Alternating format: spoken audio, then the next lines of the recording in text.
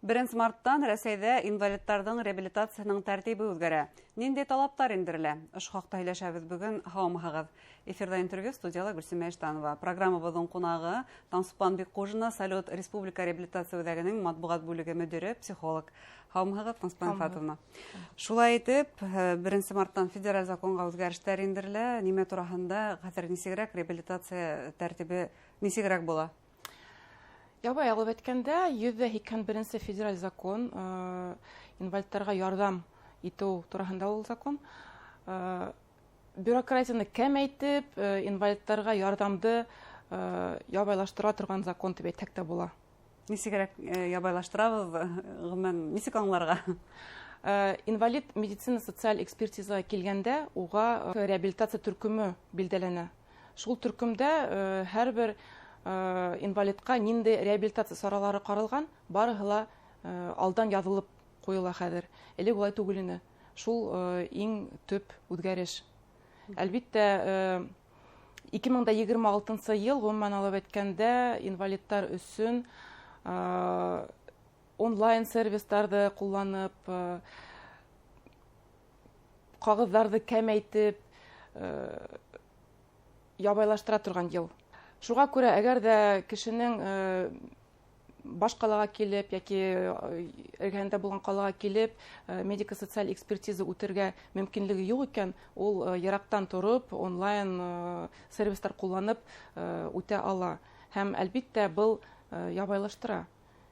Һәм шул вакытта инде, үткән вакытта, бөтә булган реабилитация саралары, техник саралар алдан язылып куйгас, реабилитация үтәктәренә килгәс, бөтә процедураларны үтәүе уларга ябайрак һәм еңелрәк булыр дип ышанабыз. Ягъни тулыһынса уларга юл картаһы билдәләнгән, улар нинди этаптарда үтәргә тиеш, бу билдәле килеп сыга.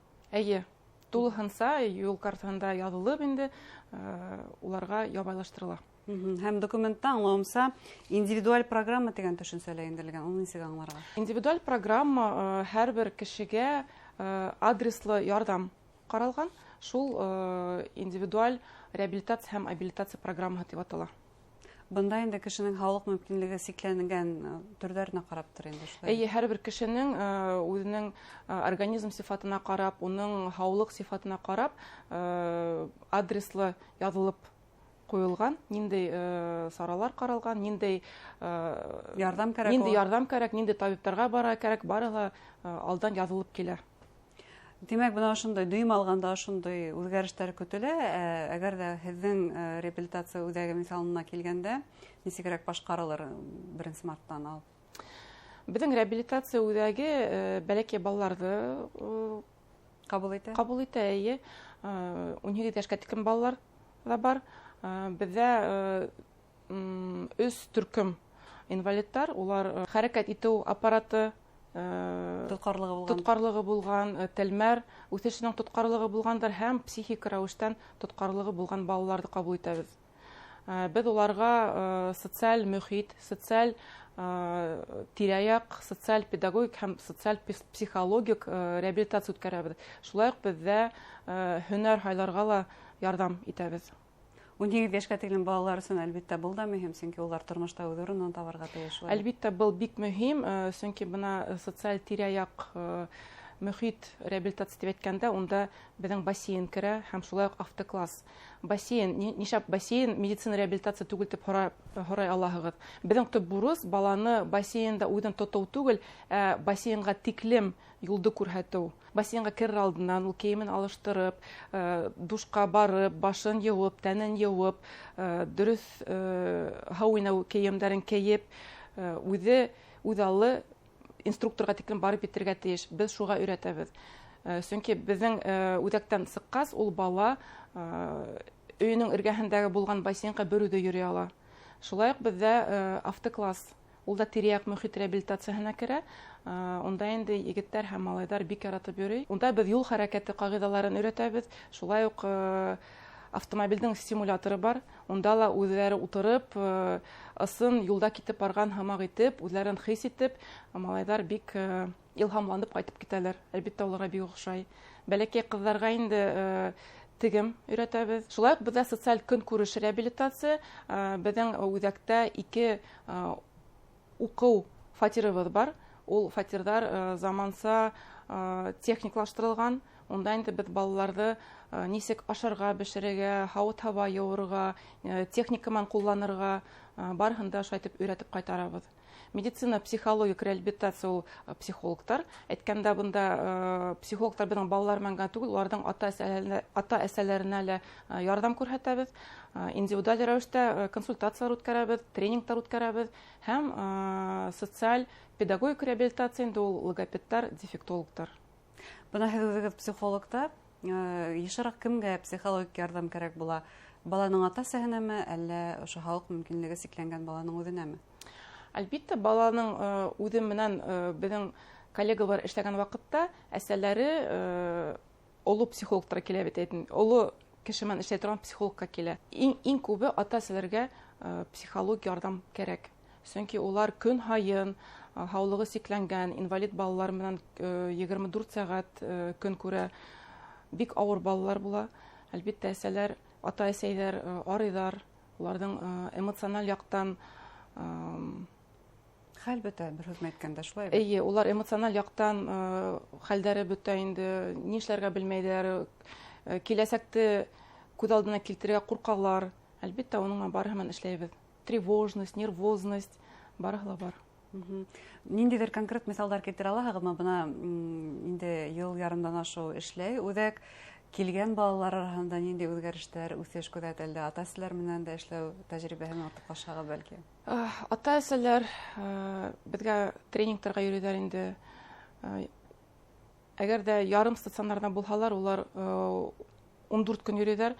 Һәм 14 көн эсендә без улар менән тренингтар, индивидуаль консультациялар үткәреп, улар менән эшләп, уларҙың үҙҙәренә ышаныстарын күтәреп, киләсәктәге көткән көндәрен асыҡлап, әгәр дә балалары бик ауыр хәлдә булһа, нинди юлға барырға, нисек, ҡайҙа барырға, барыһын да аңлатып, ҡайтарып ебәрәбеҙ. Ул ата-әсәләр бик рәхмәтле булып сығалар, әлбиттә. Һуңынан да беҙгә килергә бармы тип шылтыратып, тағы реабилитация килеп, беҙгә тағы яҙалар. Ә инде бәләкәй балаларҙы әйткәндә инде, улар беҙгә атлай алмай киләләр күптәре. Беҙҙең ЛФК инструкторҙары улар менән эшләйҙәр. Комплекс реабилитация, унда инструкторҙар, логопедтар, дефектологтар, массаж, бассейн, барыһы комплекс рәүештә үткәс, балаларҙың әлбиттә алға китештәре күренһә, беҙҙең өсөн бик ҙур шатлыҡ булып тора. Ундай балалар йылына 200 тапҡыр килһәләр дә, беренсе килгәндә саҡ ҡына күрһәк, өсөнсө килгәндә инде улар атлап китһәләр, беҙгә шул тиклем илатырлык булып, күңелде күтәреп ҡайтып китәләр. Әйткәндә, республика башлығы һеҙҙең шунда бер тәрбиәләнеүсе егеттең уңыштары тураһында яҙып сыҡҡайны. Яңылышмаһам, ул музыка менән шөғөлләнә. Эйе, Ринат Нәбиуллин, ул беҙҙә шөғөлләнеп сығып китте тип әйттек тә була инде. Давалаты. Эйе, уға 18 йәш тулды. Ринат бик матур фортепианола уйнай. Иң беренсе килгәндә уның музыкаға ынтылышы юҡ ине. Әлбиттә, уның үҙ уҡытыусыларына бик ҙур рәхмәт. Музыкаль мәктәпкә барып, шуан музыкаль училищеға барып, уға уҡытыусылар менән индивидуаль шөғөлләнеп, бик ҙур уңыштарға яраҡлашты.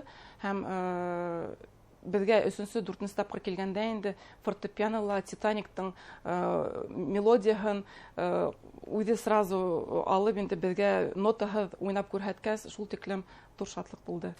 Әлбиттә, балаларҙың һәр бере һеҙгә килгән шундай уңыштарға өлгәшенә тигән теләктә. Ә нисек эләгергә һуң һеҙҙең үҙәккә? Беҙҙең үҙәккә ҡыҙыу линияға шылтыратып, 8-8-7-87-88 телефон номеры менән шылтыратып, йәки инде дәүләт хеҙмәт порталынан яҙылып эләгергә мөмкин. Барыһы ла ябай ғына, тимәк, шулай бит. Иң мөһиме теләк булһын. Эйе, барыһы ла ябай һәм 2026 йылда тағы ла ябайыраҡ, тағы ла рәхәтерәк буласаҡ беҙгә эләгеүе. Бәлки әлеге ваҡытта һаулыҡ мөмкинлеге сикләнгән балаларҙың ата-әсәләренә ниндәйҙер теләктәр еткерерһегеҙ? Әлбиттә, һәр бер ата-әсәгә түҙемлек беренсе һәм икенсенән үҙ-үҙҙәренә ышанып, балаларына ышанып, киләсәккә ышанып йәшәүҙәрен теләйбеҙ. Сөнки иртәгә нимә булырын бер кем дә белмәй. Әгәр дә без үзебезнең күңелдә тик изге теләктәр генә теләп, тик яқты уйлар гына уйлап йөрһәк, әлбәттә нимәгә ышанабыз, шул килеп сыгасак. Рәхмәт кәңәшләрегезгә. Рәхмәт сезгә. Хөрмәтле тамашачылар, студиябызның кунагы Салют Республика реабилитация үзәге мәгълүмат бүлеге мөдире, психолог Таңсыпан Беккожина булды. Игътибарыгызга зур рәхмәт.